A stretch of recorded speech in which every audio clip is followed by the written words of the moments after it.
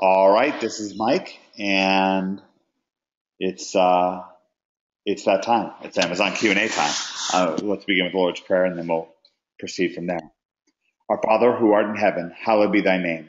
Thy kingdom come, thy will be done on earth as it is in heaven. Give us this day our daily bread, and forgive us our trespasses, as we forgive those who trespass against us. Lead us not into temptation, but deliver us from evil. For thine is the kingdom, the power, and the glory, forever and ever. Amen. All right, well, we have some real excitement going on today. I mean, it is like thermonuclear electric craziness going on right now. John Gill, are you there? Yes, I am. Well, the crowd goes wild. Everybody screams. That's great. And we have another. We actually have another couple of guest hosts here. So just this week, by the way, here's where we'll have the thread for this event. So maybe just jump on here. This is the we're in the OMG NHB team Facebook group here, and I'm just going to give a hashtag boom. Um, Mandy Payne, little action there from Mandy. But give us a hashtag boom if you're here. If you're excited, you can welcome John Gill. I'm going to do a little bit of housekeeping here as we get going.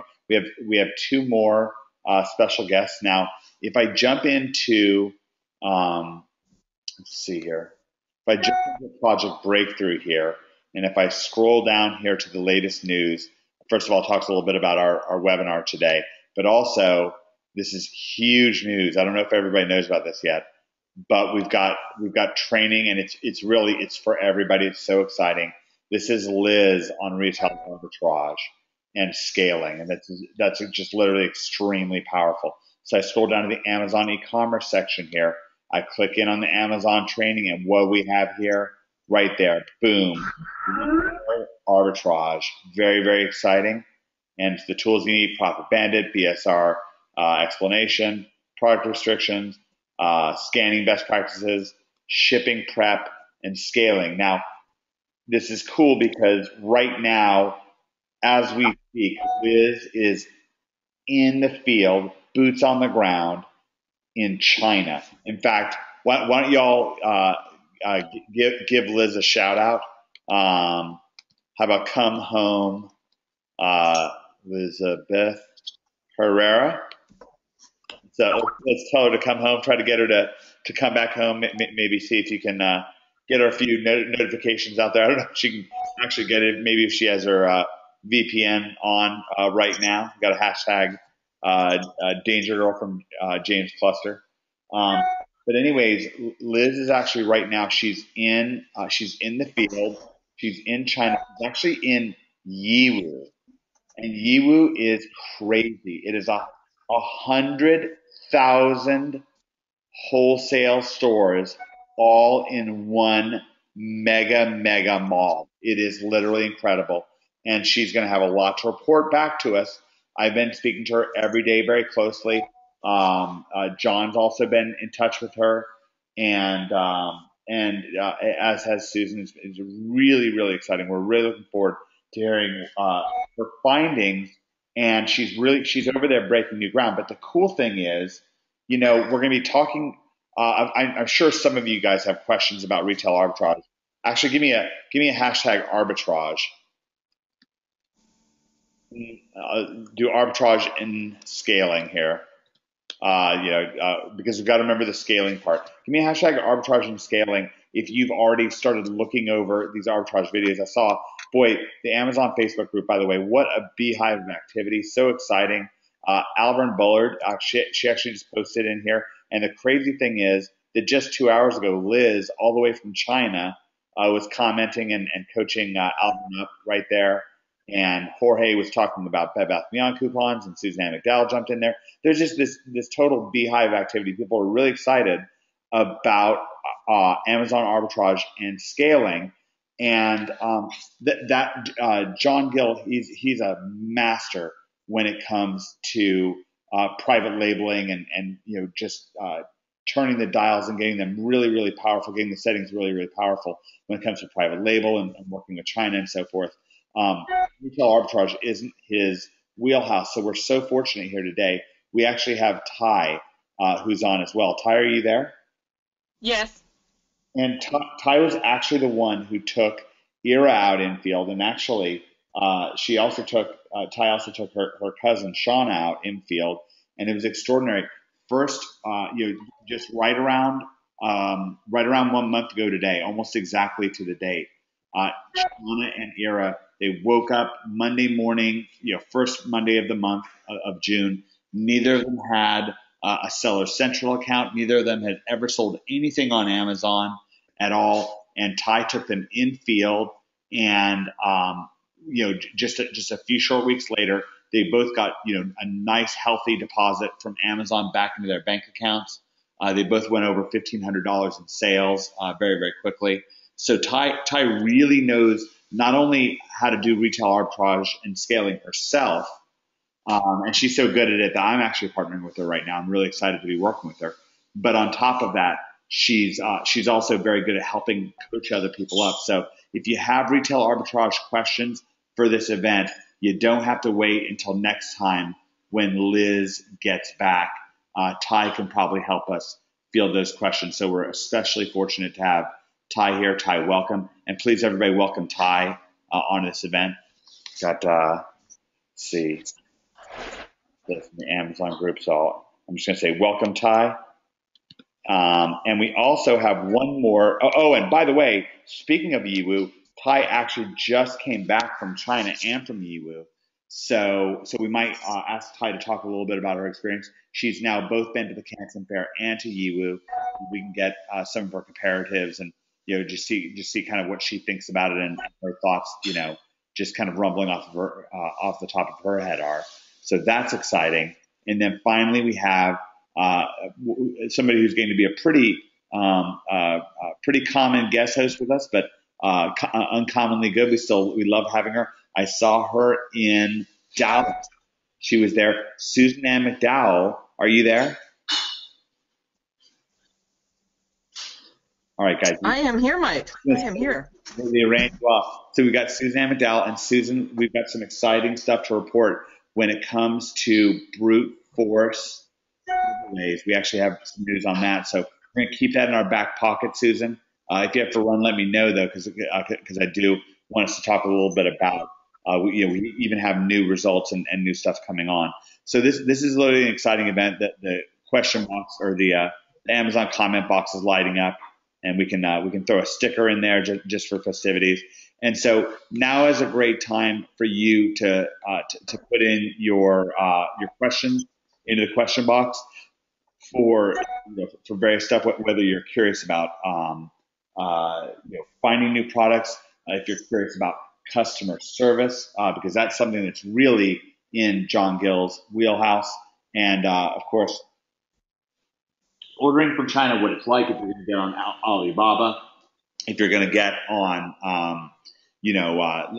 get to looking around for possible buyers agents. We're actually going to be releasing China material actually just shortly within the next couple of days because once Liz gets back, we're really ready to be fully go on that. So it's going to be really, really exciting. And we've got, I see a bunch of people in the audience. I see Michelle, who actually works with John, and I was so lucky I got to meet her in Orlando. So it's great to see her. And I just see a lot of people that are on live right now. James, I know James is going out and doing some arbitrage as well. So this is going to be an exciting event. And John, let me start with a question of my own for you, because you went to China starting. Gosh, I mean, it must have been over a couple of years ago. Was the first time you went to China? How long ago was that? Yeah, it was. It'll be 2 years this August. Okay, so take us back, because I want to take things from a standpoint of somebody who's maybe they're an OMG and they're getting started here, and they're maybe let's imagine that they're a couple months in, maybe they've started thinking about products that they want to get, taking it pretty seriously. Maybe they've done a little bit of arbitrage, or at least been thinking about doing some arbitrage and scaling, but boy, they're starting to think to themselves, boy, I really want a product of my own, something that I'm excited about, something that I can get behind. And then, if you were talking to that kind of a person and you were relating back what it was like the first time you went to China, um, then what was that like for you? Because I mean, it's such an alien place that if for anybody who's never been to Asia and maybe you're from America or from Europe or from Canada or something like that, it really is different. The Asian cultures are very different. They're not friendly. It's not that they're not welcoming, because very often they are, but it's just so different. Was that your first time overseas? The first time you went, John, to China a couple of years ago? Yeah, it was the first time to China. I've been to Asia, but my first time to China. Okay, great. So what was that initial experience like for you? So you got your boots on the ground. You initially went to the Canton Fair. That was your first trip out about 2 August ago. No, actually, I've been to the Canton Fair 3 times. My first trip to China was with the ASM group. It was a mastermind. Mm-hmm. And then, And yeah, we visited factories and just did a lot of masterminding and sightseeing. okay. So it wasn't so much boots on the ground with looking at you did have boots on the ground, but you were going to factories and you were talking to each other, and of course there was some value there. But in terms of going back, a lot of your focus has been on actually visiting with vendors. Because on that first trip, it didn't sound like you talked to very many vendors. No, only a few. Only a few. So what changed the second time you went out? Did you really target talking to more and more vendors? Yeah, and being at the Canton Fair, or what I've been told, I haven't been to Iwu yet, but I've spoken to plenty of people who have, is that you're surrounded by many, many different vendors, thousands, tens of thousands, if not hundreds of thousands of different products. But for me, the great value is being able to be toe-to-toe with these people. Yeah. And building the relationship. When you're a lot of times when we're looking for products, you're hitting up Alibaba and you don't know who you're dealing with, and it's very challenging because of the time difference. So you're sending an email during the day, and then you're waiting till and it isn't until the next day that you get a response, if you're lucky. And then you respond to them, then you got to wait another day, and then you got to go through all those hoops to hopefully get some samples to make sure that the quality is halfway decent. Where if you're there face to face, I mean, you can just you can do a month's worth of work. What would take you a month at home, you could do in a day by being over there. So and then again, just open your eyes to so many opportunities. That's that's really exciting. We have one more, I guess almost like stowaway on. This is pretty crazy, but I just spotted Liz actually in the audience. I just made her an organizer, so I don't know if she's going to be able to come live. She's marked as muted. Liz, do you happen to be there? Yeah, can you hear me? Oh my goodness! Live from Iwu. You know how to make a dramatic entrance. Right. Yeah. I think there's a little bit of a delay, but yeah, I'm live from Iwu. It's a really interesting market. Somebody comes from a retail arbitrage background can really dominate over here. That's exciting, Liz. Obviously, I know you're on a delay and everything like that, but we're super, super happy that you're on. And John was just talking about some of his experiences in China and so forth. And of course, you've been to China a few times as well. And you've been telling me as we've been talking that literally you are electrified by the opportunity at Yiwu. Can you take us inside of what you're seeing? You've got boots on the ground there, so this is like real over the shoulder infield stuff. Right. It's just a lot different than anything I've ever seen in terms of the one thing is that there's definitely it's a market of traders, but a lot of times these traders you can get even better price from the traders than you can Alibaba and places like that. So it's kind of like I know I heard a lot of bad things about it, but I've actually seen nothing other than opportunity here, walking around and talking to people. And I find that the people are so much nicer than anywhere I've been in China overall. So I think it's actually really great opportunity to scale up a business at a lower cost than other avenues.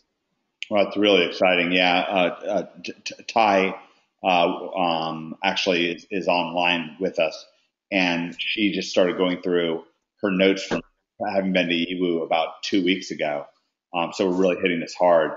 And Ty, you came back with something along the lines of 400 products that you're interested in possibly selling. Yeah, I've had a list of like 400 products that I looked at, and then I'm just going through the list of research and make sure that that's what I want to do, and whittle it down a little bit. But Liz, did you think at the markets? To me, it was like retail arbitrage on steroids because everything there is like the world is your oyster at that market. What are your thoughts on that? Yeah, I 100% agree. It's kind of like it's just there's a lot of issues with it, but it's kind of like it's pretty easy to get around those issues.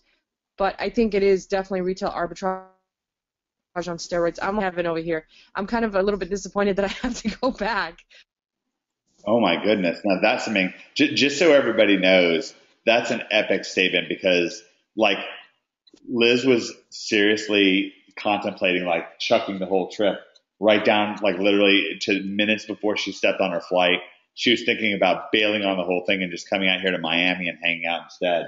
So for her to come out and say that it's literally incredible out there, well, I mean, to me, that's just amazing. Right.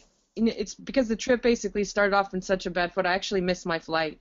So it was kind of missed my flight, had to sit in a pretty crappy spot in premium economy, and it was just like a kind of altogether a pain in the ass. So I kind of was just thinking of just not even going, but I'm kind of glad that I did come after all. No, that's really, really exciting. I know that you and John have discussed kind of quietly behind the scenes. I know we're all hoping that something comes of this, possibly even maybe holding an event or something like that in China. So maybe, who knows, maybe somehow you will be you would become involved in that because it sounds like it might almost be incredible. What do you think about that thought?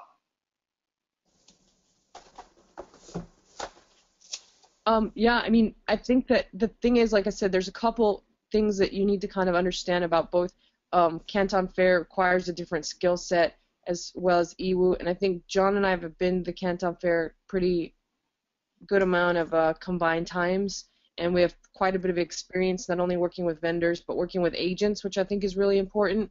And we kind of know the ins and outs of both markets. And right now in Yiwu, I've got like 2 agents with me that are really good, so they've kind of like taught me everything. In fact, I think one of the things that we're going to talk about in one of those videos that I recorded is a really ninja way, and a lot of people are buying Chinese mobile phones, but I actually found a workaround that it's kind of like a ninja way that I've been doing research on the fly. So it comes in handy both at the Canton Fair because they're wireless. I'm not sure if John even ever attempted to use that. It's just horrible. Yeah, I know Ty was there too, but their wireless is really bad. I'm wondering, how are you getting on now? Because I had such issues with research. It was horrible there. Yeah, well, I've got a really ninja way where like me and my entire crew have Wi-Fi on the fly, so we're actually doing our research in the actual booths. So it's kind of like sick. We can make almost like an instant decision as to whether or not we're going to go with the product or not.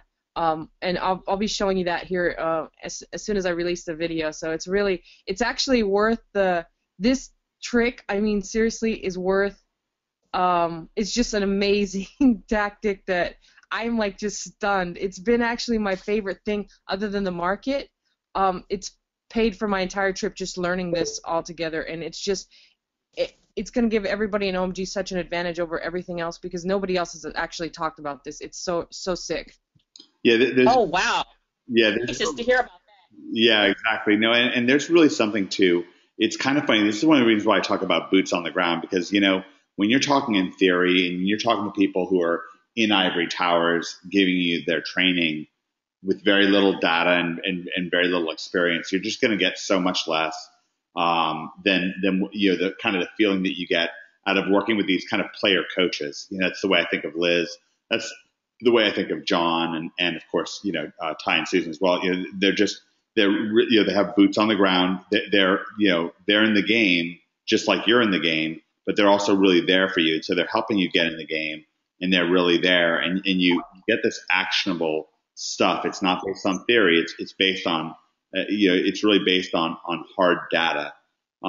So what I want to do, first of all, we're all just absolutely thrilled that Liz is here, and I want to let's kind of take this opportunity because it's such a rich experience having her and having John on right now, and of course Ty and Susan. And John, to point the question back to you, so you just released, is it 7 new product lines? Yeah. I'm actually still in the process. I have 7 new products that I started launching last week and will continue launching this week. Okay, great. So let's talk about at this point now. Obviously, you're very advanced. You've been extremely successful for a while, but let's reverse engineer the point of origins of some of those products. We're not going to reveal them live on this event right now, but we can certainly talk about them enough. If you were to pick your favorite out of those products right now and just kind of mentally picture it, then how did you wind up choosing that product, and then how did you wind up getting it? Did you use an agent? How did it all come together? Well, as far as getting the products, there were 2 ways. One, I do have several sourcing agents that I work with in China. But when I went to the Canton Fair, I had done some research, and I had some niches and/or products in mind. And so again, in looking at those, I look for products where I feel that they're what I and I don't mean this in an insulting way, that I consider non-ASM products, meaning everybody and their brother's not selling them. And I also look at products where I feel the competition is weak. And so in going to China, I went there with some product ideas in mind, and then once I set myself loose at the event, I went and I identified them and negotiated deals with vendors. All right, great. And what did those when you said you found them? So let's say it was a blue widget that you wanted, and so you had it in mind that you wanted to go into widgets, and when you got there, you spotted a particularly good-looking blue widget. Then what happened next? Well, what I did is I would actually go through there and find several similar, if not exact, because what you'll find is that there's a lot of traders at these events. So you could have one product and see it 20 times at the Canton Fair, the same product. Right. So I basically interview the owners of these companies, these traders and/or manufacturers, and because and again, that's one of the huge benefits of going to China, is that you can get a feel for who you're dealing with, and again, it's negotiating MOQ. It's in my case, I was very successful in negotiating terms, which was very, very beneficial to my business. And again, that's not something that you're going to be able to do through email or over Skype. And when you say terms, what you mean is at that point, the manufacturer is actually fronting you the product. Yes. Okay, so for folks at home, this is again a pretty exciting tactic. So what John's doing is he's saying, listen, and I take it you're leveraging your track record and your success with sales and saying, hey, right now I'm selling X $100,000 per month, and I can get your product in the game, but to do that, I want you to have skin in the game. So I don't want to have to pay you for, let's say, 90 days or 180 days after I receive the product. Is it something along those lines? Yeah, exactly. And not only that, there were a couple niches that I thought were very exciting but wasn't exactly 100% sure how they would go. So to hedge my bet, I negotiated deals with vendors there where I would get them to partner with me, and I would give them anywhere from 20 to 30%, and they would front the product. Okay, so they front the product, and then you bring it to the marketplace. Of course, you're going to be paying for advertising expenses, and you're going to be using your expertise and so forth. And Right. and then what they get back is what, the cost of the product plus 30% of the profit, or how does it work? Yep, exactly. So once the product was sold and Amazon paid me, then I would pay them only for the units that were sold plus their profit. Now, certainly most people who walked up to a booth in the Canton Fair wouldn't know how to make that happen or make that come together. What are some of the things that you did to be able to make such a leveraged deal? Well, again, I think it's going in there with being confident, being sure of yourself, and being able to sell yourself to that particular vendor. You got to give a compelling reason for them to see the opportunity or them to see the benefit in either one, giving you terms, or two, partnering with you. Got it. And certainly you've kind of come a long way by being there in person. And then what are some of the things that you're saying to them? Do you get into your sales figures or show them some of your current product lines, or what do you do? Now, I share with them my sales figures, and I'm also a vendor with Amazon in one of my niches, and I happen to be a top 10 vendor in that niche with Amazon. So I use that as as a selling point as well when I'm talking to these folks. And for those of you at home, I want you to keep in mind that and I did this a lot when we were in China. I was leveraging my SEO a lot. Like vendors would ask me who I was, and I would just pull up my Nashville SEO website and just show them, and they were just flabbergasted. They just thought it was incredible. So again, like, you'd be surprised at what kinds of things can give you leverage to make kind of specialized deals and get kind of specialized treatment. So it doesn't just have to be big eye-popping sales figures. Although as you ramp up and as you make more and more sales, you're going to see that it's definitely going to open doors for you. Now, Liz and of course Ty, you can chime in on this. You're talking about taking a different approach now, because John, in most of the cases, obviously, the reason why you're wanting to get terms and so forth on these products is because it's thousands and thousands and tens of thousands or even hundreds of thousands of dollars worth of products. Certainly if you could just walk into some place and spend $300 and have, come away with hundreds of products that you could stick up on Amazon and just already be selling them, then you would bother with terms at that point. You're certainly talking about kind of bigger ticket items. Is that correct? Yeah, I mean containers. Yeah. 40-foot containers worth of product. Yeah, exactly. So Liz, to paint a picture a little bit for people, we did the retail arbitrage videos. They're now up in the members area. We've certainly had a number of people go through them, and of course we're going to have more people going through them. Plus, we're going to share the infield footage. But a lot of what you're doing is you're scanning items. We talked, last time about Pop-Tarts, but it could be, sunglasses for teenagers or something like that, or it could be, sunglasses with, a big, huge glowing sun on them. I'm just sort of, picking random things that you could be selling. What's happening is you're going to Yiwu, and what kinds of items are you seeing that is really exciting you? Like, what's the connection that you're saying with arbitrage? And certainly Ty seems to feel that connection as well. There's just like a lot of familiar products that sell because you already sell like a brand of them. So let me think of a couple examples. Let me look at my list. I got a couple examples that I can just give out. There's really it's just so unlimited. I haven't even been, it's so gigantic that I haven't even actually, I've been through like the cosmetics section. I've been through the fitness section, and I think I went through one other section in the 4 days that I was here.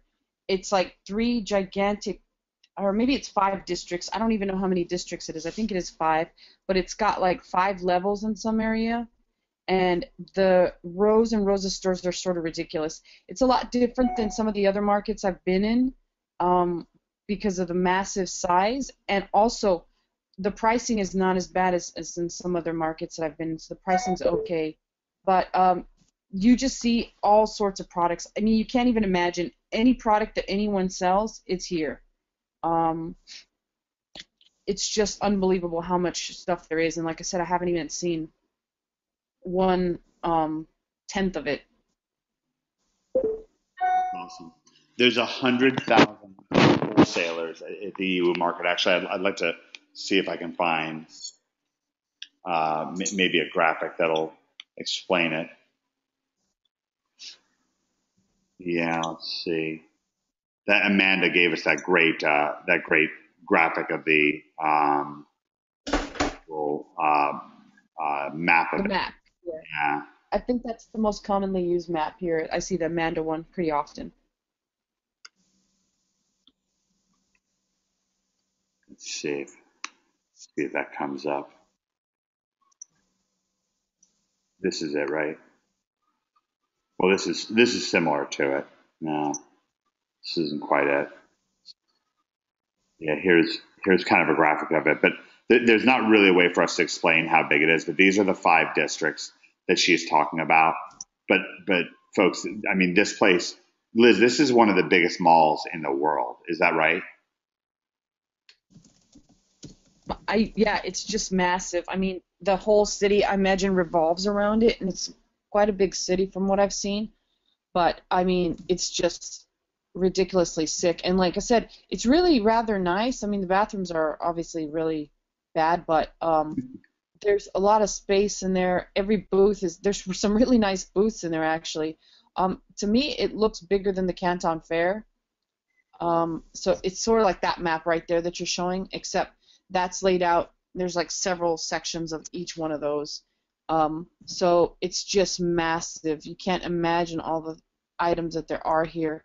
I mean, there are millions of items, I would imagine, different items that are available that kind of can be not necessarily, you can't really private label them because they all come white label. And the one of the main things, and I know Ty will tell you this, that you have to watch for is you really have to know product, because in a lot of cases you'll find something that's really nice, not knowing that it's actually like patented or trademarked. So you come across a lot of stuff that's like that. I saw quite a bit of things. I saw this like really cool multi-tool that was a key, and it turns out that it's like patented and trademarked by a company. But without knowing that, you could buy them. Like they literally have like stuff like Michael Kors bags that are really poorly done, and a lot of other things like that. So it's kind of interesting. Ty, when you came back, you actually did a ton, and you're still going through a process where you're doing a lot of due diligence right now. Can you talk about what you're doing? Yeah, so there were quite a few products that I was excited about when I got back home and I dug into it a little bit further, I saw that either the design was like trademarked, or there was some sort of patent issue with it, or it just wouldn't be a good product to do because of that. There is a ton. That is one thing that you really do have to watch out for in China. There is a ton of copy. And when I was there with my sourcing agent, I made sure that she always asked, is this copy? Is this, they don't necessarily know about patents per se, but because I asked her, I said, well, would they tell you if it's a copy, just to try to get the sale or whatever? She said, oh, no, they would be very proud to say that, yes, this is a copy. And there were some items that I was looking at, and I was like, wow, this is really nice. This would be really good. And as we talked about it a little bit more and more, and I was asking them certain questions, and I said, is this a copy? Is this a, whatever? And they're like, oh, yes, we copied this from this magazine or from this company or this brand or whatever. And I'm like, okay. So you do have to watch out for that. Great. Now, John, I mentioned at the beginning of this event that one of the things that's really in your wheelhouse is customer service, and one of the there's a real connection, of course, between the product that you're selling and customer service. So if you're selling something that's falling apart, you could be the world's best customer service agent, and it's still not going to help. Like, your customers are still going to be angry with you if it's defective or if it's not what you promised. What are some of the things, best practices when it comes to getting products? When it comes to just getting getting that whole process on your side, like as you're actually gearing up to import a product, what are some of the things that you're thinking about when it comes to customer service to sort of set yourself off in the right direction to begin with, as opposed to somebody who gets like a defective product and you're just kind of almost literally always playing catch up? Well, to avoid that, I always get samples. Always make sure I have samples before I place an order, because I made a decision from day one that I will not sell garbage. I don't want to. I don't want that aggravation. Plus, I don't want to do that to my customers. I honestly and sincerely do care about my customers. These are folks that are putting money in my pocket, so I want to make sure that when they're spending hard-earned dollars, that they're getting their money's worth, and they're not getting garbage. Now, with that being said, sometimes they do get a defective product, and so I've just created systems that to handle a lot of the things that pop up, because it's usually similar complaints, similar issues. So when it comes to having canned responses and for emails, there's only a couple of them that are needed, because again, it's a similar situation, similar issue. We have a process, for example, when it comes to returns. So we stay on top of, we watch very closely the Amazon notifications of returns, and we jump on it right away with an email. It's a very personal email, thanking them for their support, thanking them for purchasing the product, and apologizing for obviously not meeting their satisfaction, and letting them know that we have no idea why Amazon doesn't tell us. So if you could share with us, I'd greatly appreciate it. And we're sending you out a free product just as our way of saying, for any aggravation that we may have caused you. And we jump on that right away for a couple reasons. And one of them is to potentially preempt a negative review. Because if you're doing something nice or sending a nice message to someone, it's going to be really hard for them, because in many cases, they don't see you as a human being. They see you as just some company.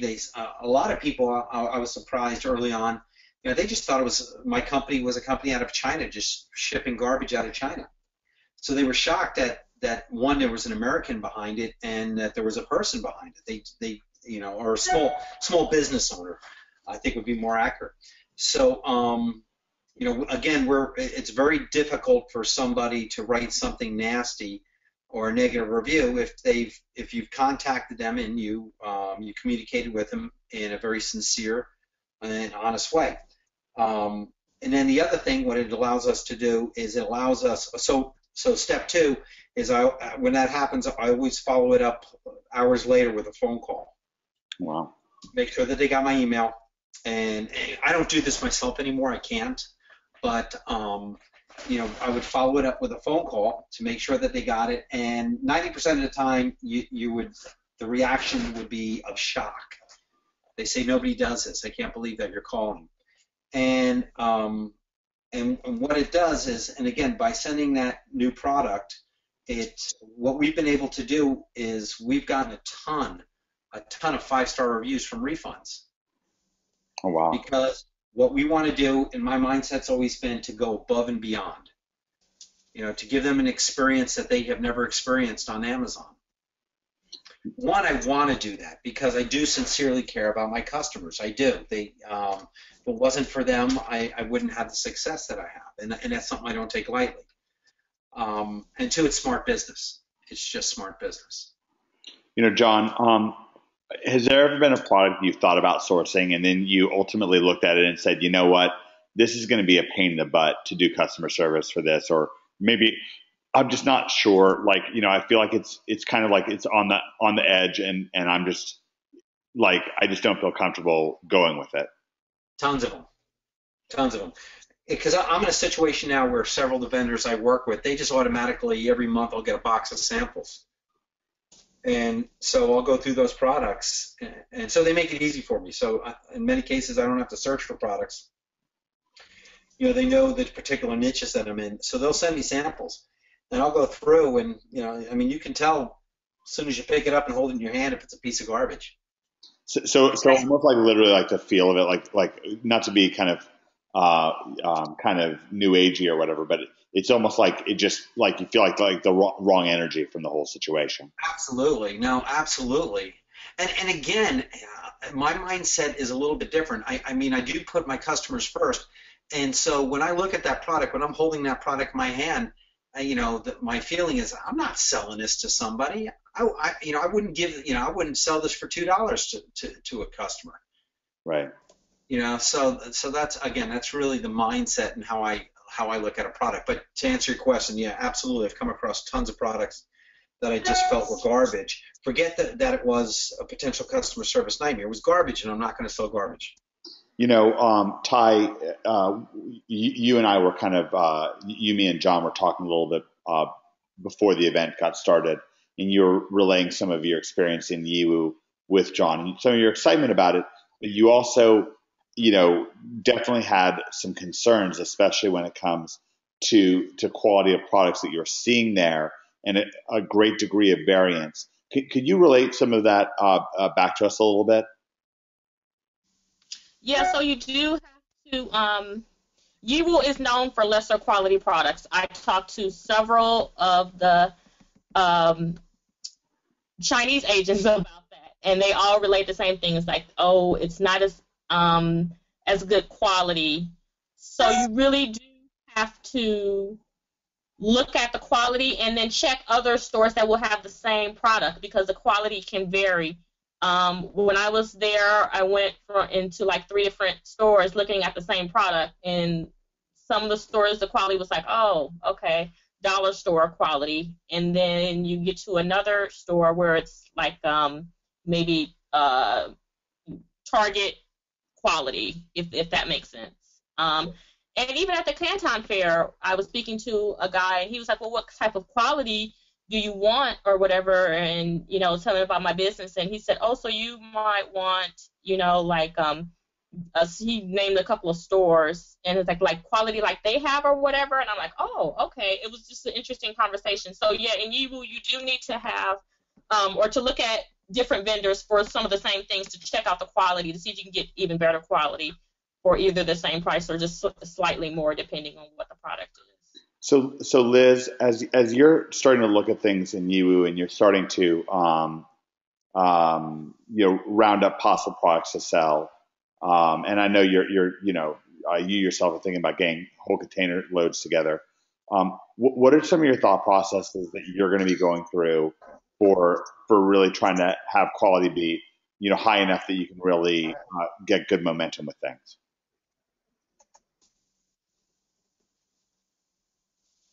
Well, the main thing is like Ty already said, which is you really got to shop around. Another thing that I was told is that sometimes they'll give you a really good price on the first item, and then want you to get additional items, and then later on say, oh, we can't get you the first item, so they kind of almost trick you into getting the additional items. So they kind of like bait you. But overall, if you just look, there is some really high quality stuff. You just have to sort of like find the junk from stuff that's not junk. In fact, a lot of stuff that I saw here, I recognize from Walmart and from the dollar store and from Target. So I knew immediately, like, oh, wow, I've sold this before. And this guy's getting it from the manufacturer that makes it for Walmart. So it was kind of interesting. But, again, it's just about shopping around. And I got to drop off here in a minute. Okay, Liz. Well, thank you so much for coming on. Mike, I just have one small thing to add here, and not having been to Yiwu or anything, but dealing with suppliers over email. I have one successful product that I have people emailing me all the time saying they'd like to supply it, and I'm looking to have 2 to 3 suppliers for each product. And what I've found is that if I hold out, I get the better quality stuff. That they offer you something for the first time, and when you say no, that's not what I'm interested in. a month later, you'll get the better quality stuff at the same price that they offered you the ship for in the first place. Great tip. Great tip, Susan. All right, Liz, I heard John thanking you, and I'm thanking you as well. We're praying for you over here. Can't wait for you to return safely. Okay, awesome. See y'all soon. Bye-bye. Bye-bye. Bye-bye, Liz. All right, great. Well, how awesome was that? So great. Now, John, we actually had a follow-up question for you from Stephen. He says, John, do you refund the customer their payment and send the customer a new product of the same kind, or do you Yes. send them a different product? That depends. That depends. In rare cases, I've offered them another product, and surprisingly, you would think that someone's returning it, they don't like the product, so they're not interested in a free one. And surprisingly, they have they're very happy to get the same product for free. Very cool. But there have been situations where I offer them something different. Oh man, I wonder if we can get her on. I think we have Mandy Payne on as well. This is crazy. What a crazy day. Mandy, are you there? Yes, I'm here. Well, how long have you been on with us? How long you've been a stowaway? I've been listening to Liz and all of you for probably 30 minutes. I think I missed the first 10 minutes. Awesome. Well, you just got back from China as well. Yes, I just got back from EWU as well. So you've been to the Canton Fair, obviously, because you were there with us in April or whatever it was. And now and by the way, Mandy, John, Mandy, I believe you guys met in Orlando, right? Oh, absolutely. We've been communicating. Yeah. Actually, I sent Mandy an email last week to set up a call. I don't know if you called Mandy. John's my hero. Oh. When Liz is out of the country, then I worship John. All right, great. On the step in. Well, Mandy, so you've heard Liz and Ty chime in on this whole subject of EWU. What are some of the thoughts that you have? Of course, for some people at home, it's not so much like comparing apples to oranges. It's like comparing something that two things that they've never heard of. Well, maybe they've heard of but never experienced. So of course, it's not necessarily easy for you to explain something that somebody's never seen. But regardless, with that in mind, what was your experience going to EWU once you'd seen the Canton Fair? It was like a mini Canton, kind of more gritty and dirty, but from a different perspective than Liz and John. They've already experienced great success on Amazon. For someone like me who's brand new, who's just trying, EWU is paradise because I don't have the skills and the experience that they do, so I can go in and get small MOQs, try several products. If they fail, I don't have a huge investment. Yeah. I can practice on putting up new products. I think for someone like me or relatively new in this that doesn't have a lot to invest, EWU should be your first stop before Canton. Canton was a great learning experience for me, so if you're fortunate enough to do it. But if you have to make a choice and you're new at this, I would say EWU. Ty, since you're still on, and you've not just had a lot of success yourself with retail arbitrage plus scaling, but now you've helped other people have success with it as well. What are your thoughts about what Mandy just said? I agree. Yeah, totally. And that is the benefit to you, is that you can start with very small MOQs, and the pricing does seem to be very good there. So I wholeheartedly agree with Mandy. You can get, like I said, I have a list of 400 products to go through. That may seem like a lot, but in actuality, I don't have to buy 1,000 of each product. I can buy, a couple of each product if I wanted to, and put those up and see how they do. Right. Now, one of the things that you did while you were there was you interacted a fair amount with a group of a buyer company that we're going to start now that now that you're back, and now that Liz is back, and now that Mandy's back, and we've had a couple rounds of things with Rab, of course, who we all love, and now you've also gotten pretty experienced with Amanda. I believe Liz is dealing with Amanda as well right now.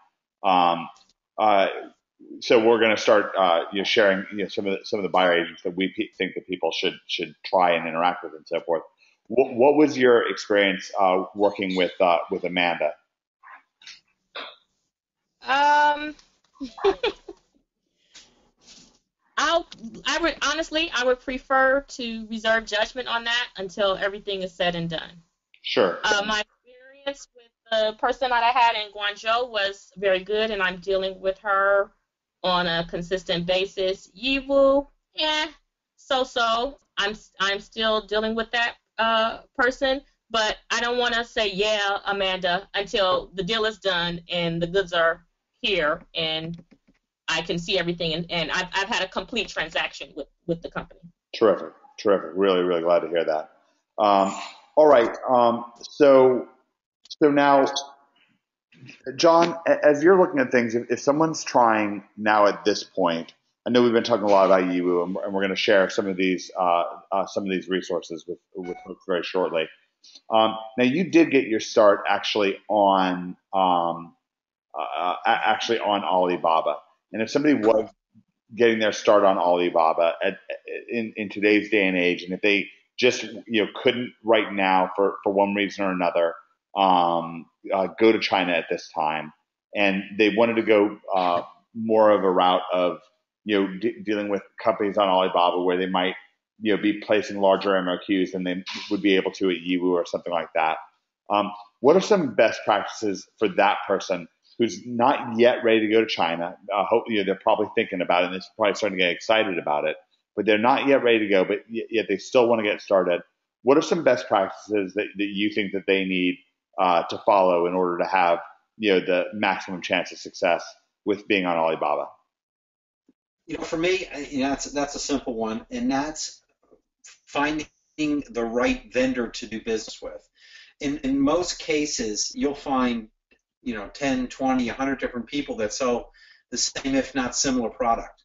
So I would make sure I would take my time, not too much time, because getting to market, quickly is one of the keys to success in this business. But I would take my time in that I would talk with several different vendors and make sure that it's the right vendor, meaning that they communicate properly, meaning that they keep, if they say they're going to do something, they do it. They respond to your emails. Because if you think it's going to get better later, it's not. And so what I've learned is when I start getting those signals, those signs that this particular vendor is not going to be easy to work with, I run. So for me, as far as best practices, making sure that the vendor, don't fall in love so much with the product that you're going to, be dealing with somebody who's not the easiest to deal with. I would make sure that I would find a good vendor, one that, like I said, they keep their word, they respond in a timely fashion. When they tell you they're shipping you a sample, that they ship you the sample, things of that nature. So, John, that sounds like great advice. If I were to put what you're saying in a slightly different way, you can almost think of the interactions that you have with the vendor, both as trying to move things along, but they also each act as a micro test, not an unnatural test. You're not making things up or messing with them to find out what they'll say. You're not, like, for example, being rude to find out what will happen or anything like that. Nothing like that at all. But, just watching how long it takes for them to get back to you, or, watching, what happens when there's a little bit of confusion, just to see if they, clear things up, or, just kind of, you're kind of like watching for like little clues almost at the edges. So it's more like you're looking for the context of what they're saying as much as you're looking for the content of what they're saying. Exactly. All right, great. I think that's a really, really tremendous tip. Now, I had a question. We're up against the 1 hour mark here, and I scheduled this for out about an hour. I'm sure we're going to go over at least a little bit here. But I wanted to answer. Felix had a question here. He said, "Hey all, for the brute force method, if we want to give away 150 units total, is it best to give away all of it at once, or just split it up like 10 days with lower quantities?" Now, Susan Amadell, you and we, of course, we can't give the product name or any of the keywords or whatever, but you just did a very successful giveaway with Tyler in the last Tyler Davis in the last several days, and it's something that really popped. It was actually a fascinating split test because Tyler had just given away 200 of his product, and just seen almost a negligible bump in the Amazon rankings, in the organic rankings, and then you did it with him again. This time he only gave away 100. You doubled the price of the product. That's where the brute force comes in. You doubled the price for the purpose of the giveaway, and you actually didn't even send it to the super URL. Is that correct? Correct. And the key is we did it very surgically. And Tyler was a very interesting case. I was a little concerned when he came to me because it's an existing product that already ranked well. Mm-hmm. So we had to deal with, because when you do brute force, you wind up losing the buy box, which stops PPC, and you'll lose rank for a day. It can be very tricky. So we had our logistics planned out, and then that was the day that Seller Central went down. I'm sure anybody who's selling on Amazon would remember that, and you couldn't log in, and we wanted to go ahead and do this, so it was pretty tricky. But it worked amazingly well. He, who was already ranking very well, went up 5 spots for some very competitive keywords. Yeah, 5 spots on each one. And when we say very competitive, we mean some of them very competitive.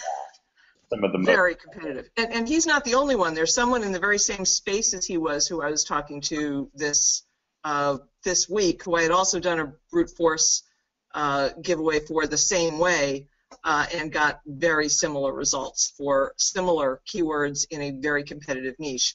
So, Felix, answering your question, and I had written back to you individually there, it's really tough. And I guess the wrong question isn't, if I want to give away 150, how should I do it? The question is, in your niche, how many should you give away?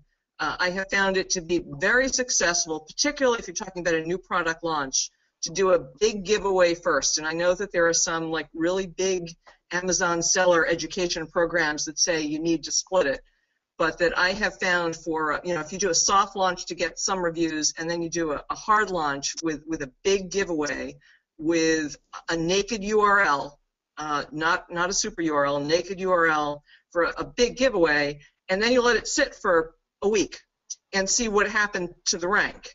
And if the rank has gone up the way you want it, then we do a maintenance one, which is where maybe we'll do a smaller amount every 4 days after that. And if it hasn't gone up, then you need to do another big one to get you where you want to be on page 1. So it's not really a how you want to split up your 150, it's a how many should you give away to do it. And the nice thing about brute force is it multiplies it. So if in your niche you'd have to give away 200 to get an impact, if we multiply your price by 4, you can do it with 50. So it's an individual thing. I'm happy to talk to anybody who wants to talk about it. I mean, I'm on Facebook. I'm really easy to find. So we can chat about it. But it's a different question than the one you asked. Yeah, exciting. John, this is from Maura. She says, John, I need to build up my inventory before I can start making real money. What inventory turnover rate should I plan on? Oh God, that's a tough question to answer because there's so many variables. I don't know what the product is. I don't know what the niche. Don't know what your current sales are. I don't know how to answer that question. I'm really sorry. Sure, great. It's not a black and white answer. Great. Maura, you heard some of the things that John put in there. Maybe if you can post a follow-up question to help us understand some of the things that you're looking at. And even, sometimes asking a question that just kind of gets you starting can be great, because you start, in John, telling you why it is that it's difficult to answer. It helps you hone in on some of the questions you need to be asking. And, one of the things you'll learn from David Mill's law of implication is that really the quality of our life so much revolves around the quality of the questions that we ask. So it's great to get started with that. Steven says, for Ty, do you get the small MOQ numbers from the same supplier, or are you doing it with multiple suppliers that will sell you small numbers? Now, even from Guangzhou, you came back with something like 40 different products. Is that correct? Yeah, so I already answered him or her, whoever that person was, sorry. And my answer is that I don't see my answer here. Okay. Let me read the question again. Sorry, I'm I'm actually packing products as we do this. I love it. He said, for Ty, do you get the small MOQ numbers from the same supplier, or do you get it from multiple suppliers that are going to send you small numbers? Okay, so same supplier, a small MOQ from a supplier whose product that I've seen or touched and I like the quality. And then also I added the fact that I get different products with smaller MOQs from multiple suppliers, so that way I'm not subject to like the 3,000 unit MOQ, and I can get 100 from here, 100 from there to test. That would be the same price as if you bought one order of 3,000 units from one supplier, and it's just the one product. I could get multiple products with the smaller MOQs to try. All right, tremendous. John Lilly says, when doing a product launch, you just give the product away to a review club and or site like Fat Wallet. John, I would recommend either going with Susan Ann McDowell, or you can use Mark Crawford's terrific software that's exclusive inside of OMG in your Amazon area to build your own review club. And those are the two ways I could go. If you needed a third way to go, you can certainly use Zonblast. Would be a third possible way to go. That's how we'd answer that. Okay, let me just jump back in the Amazon NHB Facebook group, and we'll see if we wind up getting a follow up. Let's see. Maura's trying to zoom in a little bit more. She says she has a product in the pet niche and one that's a competitive beauty product.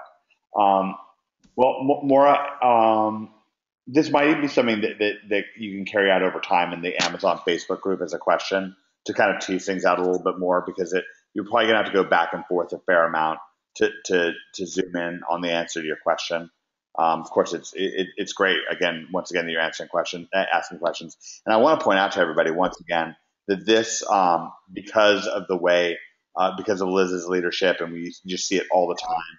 Ty is in here. Caitlin just posted here. She's great. She's an ace. Susan Ann McDowell's posting in here. I've certainly seen John Gill post in here. Michael Bittler is just a total hero in this group. Just brings people to their feet cheering. I mean, it's awesome. The caliber of people posting in this group and the questions that they have, just really, really helpful. Helpful.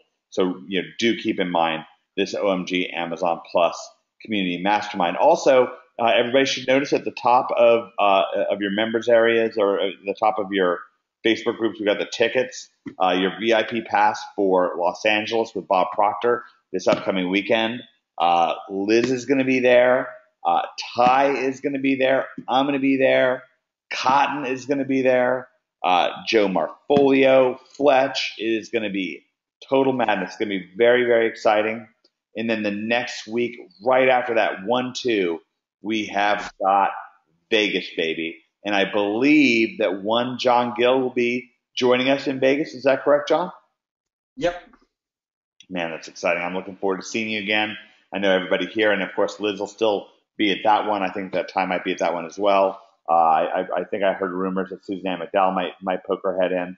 So that is going to be a total excitement in Vegas the week after that, and we'll be running that somewhat in conjunction with the Rapid Crush event. Although you don't have to be a part of the Rapid Crush event to be involved with that. Of course, we always recommend Rapid Crush. They're outstanding. So that's just a little bit of bookkeeping there. So let's see. Neil says, sorry if this is answered, but I got in late. How do you differentiate your product if you're buying a small MOQ in Yiwu? Because anybody can walk in and buy those products and then throw them up on Amazon. Ty, what would you say about that? You can get your stuff labeled or put your logo on those products, but there's a higher MOQ for that. So that can definitely be done. The other thing is that with the smaller MOQs, if you're just testing out a product, you can just throw it up there. Maybe you have the image show with a little Photoshop that it has your logo on it. And then once you have proof of concept that, yeah, I'm going to go with this product or whatever, then you can go through the whole logo process and packaging process and those types of things. Awesome. Can I don't know I if say? John has another response to that or somebody else on the. Yeah. Can I say something? Yes. And Maddie. this is coming from me, who I know this from a friend of mine who does very, very well on Amazon. But what he does, he buys other people's products and then puts them up, creates his listing just to see if they work. And then once he gets them working, it's under his brand, but he's been selling someone else's product. Then he goes and gets that product and makes it his own and brands it and does what he needs to do. So I don't see why you couldn't do the same thing with the stuff that you're getting from Yiwu. Just put it up. If it, who cares if someone jumps on your listing? Then you own that listing. Then you brand it. If it fails, you still have a very small investment.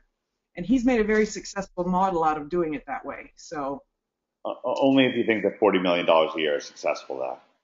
I could live on it. I could struggle through. Yeah, but I mean, like, let's be real here. There's a lot of people on this. Like, what if Mark Zuckerberg, for example, right now is on this webinar right now, and he's like, 40 million.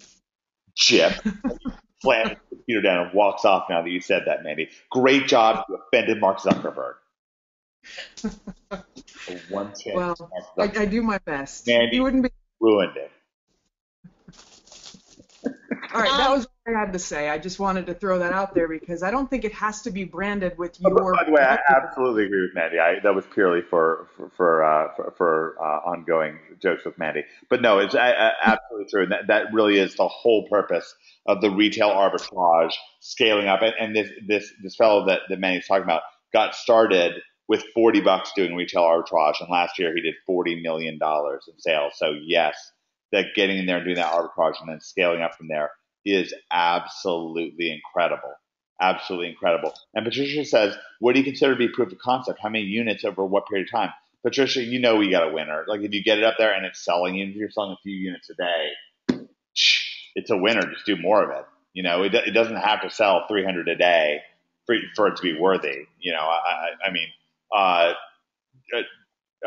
John, you actually have several products selling at least 40, 50 a day.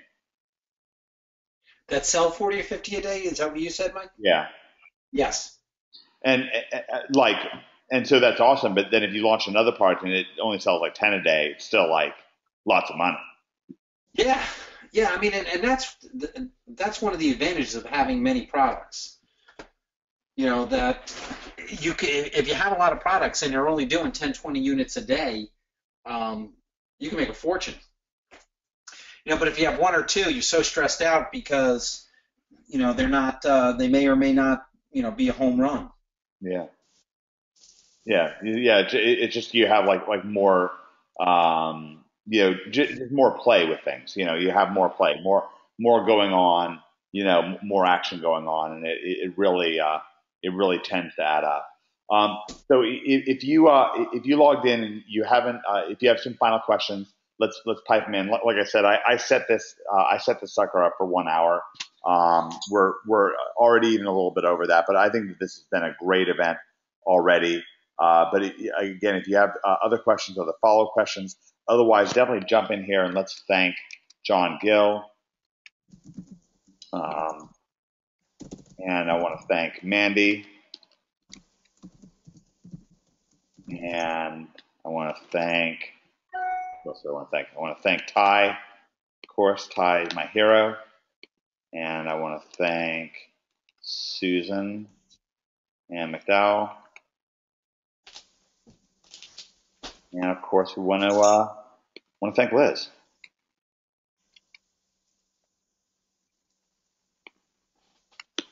Awesome. Yeah, I think everybody had a lot of fun on this event. I know that your arbitrage training is new, but that's right there in your members area. We are going to be putting out more on that, and John, it's just so exciting that you were able to come on and help us here. I want to give everyone who's on the event here still live kind of the last word, the opportunity to kind of just speak out anything that happens to be on your mind right now. John, what's your last word on today? My last word: take action. Yeah, what I found is what holds a lot of people back is the analysis by paralysis by analysis. Just take action. Believe in yourself and take action. Because Amazon is an amazing opportunity. It's a gold mine, and it's not as difficult as others. Many people make it out to be. It's just once you nail it down, it's rinse and repeat, and so it's just a phenomenal opportunity. Yeah, I love hearing you say that, and I absolutely agree with you. It's Amazon has just built up a situation where it gets a lot of native traffic, and you can get that traffic over to your offers, and it can happen literally very, very quickly with what we're showing you here inside of OMG. So at least head over to that retail arbitrage module, if nothing else, and just do some of that stuff. Just get involved with it. And we've got the Amazon question and answer group. This is the retail arbitrage with Liz. It's right here in your right here in your Amazon area.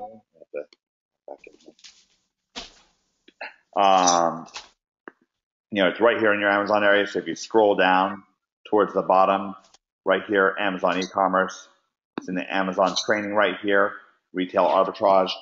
Take a look at that. There's the listing strategy and product strategy. And also, please keep in mind a lot of what we got today, listening to John talking about customer service.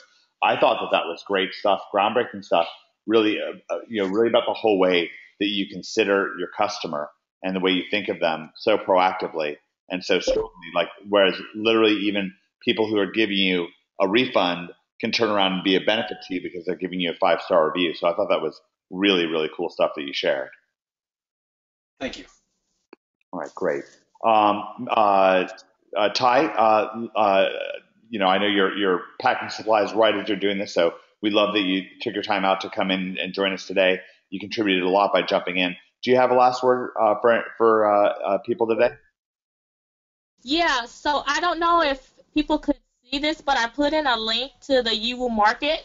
They also have it's not as good as Alibaba, but an Alibaba type link that you can go to and look for products on there if people were interested. I sent that out to the whole group. I don't know how to work GoToWebinar, so I hope that went to everybody. Yeah, let me see if I can find that link. I sent it to send all, so. Let me see if that came up for me. Can you post it in the maybe in the Amazon Facebook group? Okay, I'll do that. Great. That's very, very helpful. Great, a great last point. And a lot of people said they got the link. So anybody who got the link, somebody please post it in the OMG NHB team Facebook group thread as well. That's a gem. Thank you very much, Ty. Susan, go ahead. Oh, so one more thing that I just wanted to say was, like, I don't want people to be confused about, like, with the low MOQs, and with the low MOQs, you're not going to have your logo on them initially or anything like that. That's really for the higher orders, because they're not going to take the time to do a production run if you're only buying 100 and then do your logo. But do not be afraid to get products that are unbranded to test. And that's part of, I think, with Mike, why you kind of start with the retail arbitrage, because when you start with retail arbitrage and say you list a product that's not on Amazon or a bundle, or create your own bundle or whatever, and you just start to get organic sales, that's really where you learn. Like, if you go to Yiwu and get products, and you just put stuff up that's unbranded, but you have the right keywords and it's a product that's in demand, you'll learn that you don't have to start so fancy and get a logo and things like that. Don't be afraid to just start with a couple of products just to get in the game. And then you can scale up from there and get your logo or get, better packaging and all of that stuff after you've made some money and you've got proof of concept with the product. So don't be afraid to just get a generic product and put it up there. Awesome. I totally agree with you, Ryan. That's just a great tip. And that just goes hand in hand with what John said when he was beginning to close things out.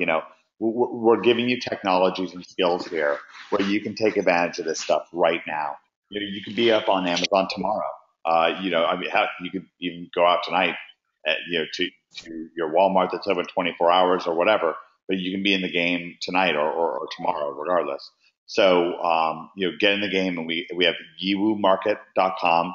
That's YIWU, Yiwu, market.cn/search.asp is the link that Ty just sent out. Susan Ann Miguel, can we get the final word from you? Yeah, I guess I'd just like to echo what John and Ty said, but emphasize it's really important to develop a relationship with your suppliers. Just like anything else in business, it's relationships. I started with one product, and I wanted to do a second color, and because I had a good relationship with my supplier, they sent me 100 with no logo on them in this other color for me to test for absolutely no charge. I didn't pay freight, I didn't pay anything. So I had my graphic designer do a little image that showed it with the logo. None of my customers complained that they got it without the logo, and listed it on Amazon, found out it was a winner, and then ordered 1,000 from them. But it wouldn't have happened without the relationship, which is what John was talking about with getting terms and everything. So even though they're in China on the other side of the world, and even though I haven't been to the Canton Fan Fair or Yiwu, I think I have a very good business relationship with each of my suppliers that works to my advantage. So start from day one of developing a relationship. Love it. Okay, Mandy Payne, you get to close things out. What's your you just got back from China, and we're so glad that you've returned. What's your last word for people today? That's it. I don't have a last word. You caught me off guard. I would just say, you at a loss for words? I don't believe it. Not for one second. I'm coming up with something. You just had to give me a second. I'm slow. Still on China time. I would say that, much like Susan said, and what I'm doing a lot of now, and I have friends who are trying to buy from China, and they're calling me like I'm some kind of expert, but I've met people over there, and I think even if you want to go through Alibaba or some of these other, yiwumarket.com, you could still use, you have a resource like OMG, and a lot of us have buyer's agents over there and people we trust. And I think that even if you don't go yourself, it's great to work with someone like Ravine, or I have 3 or 4 other people I'm working with too now. And I can just call and send them. Alibaba's great for that, and then it has the information on who the factory is, and they can do factory visits for you, and they can do quality checks for you when these things are going on. So even though, if you can go, that's great, but don't limit yourself, because you don't have to go. There are other routes to do this. So that's what I would say. Awesome. I love it. And that's absolutely true. And I do hope that everyone at least has their sights set to go and visit China at some point. I do think it's a great aspiration and would be very very beneficial to you. At some point, I've been a little bit trying to twist some arms of a couple people that you know very well to see if they might put together like a little bit of a mastermind over there, something along those lines. What's that? I mean, if you can go, but don't limit yourself if you can't. I absolutely agree with you, Mandy. I absolutely agree. All right, well, we went a little over what we initially expected, but I thought this was a great event. I really, really appreciated everybody coming on and coming live with us. A lot of action. Thanks once again to John for making this particular event possible, really anchoring it and bringing it to life for us. Also, thanks to Ty, Mandy, and Susan for jumping on impromptu, and of course, thanks to Liz, who's off in China right now, blazing trail for us, and even literally came live with us today. So thanks to all of them Just a wonderful, wonderful event. If you had a good time, give me a hashtag get in the game, and also give me a hashtag fun, and then give me your favorite sticker. If you had, so do all three of those things. If you had a really good time, give me a hashtag get in the game, give me a hashtag fun, and then give me some crazy party sticker from inside of things here. There's a lot of these good. Actually, I'm finding the celebrating one's good. Get the unicorn prancing around. Mandy, in case you're hunting unicorns. Let's see what we got here. Little guy, little cactus guy. So throw out some good ones there. All right, guys, thanks so much for jumping on and joining us live. And also, by the way, if you know that you're going to be in LA or in or you're going to be in Vegas, give me a hashtag RSVP just to let me know. I know that everybody that you met on this event today is going to be at least in one of those two places. I'm going to be in both. Liz is going to be in both, and it's going to be literally extremely, extremely exciting. So I want to thank everybody for jumping live on this event. Post all of your hashtag getting the games, your hashtag fun, your crazy stickers, and let us know if you are going to be RSVPing to Simulation Live LA and or Simulation Live Vegas. Thanks so much, everybody.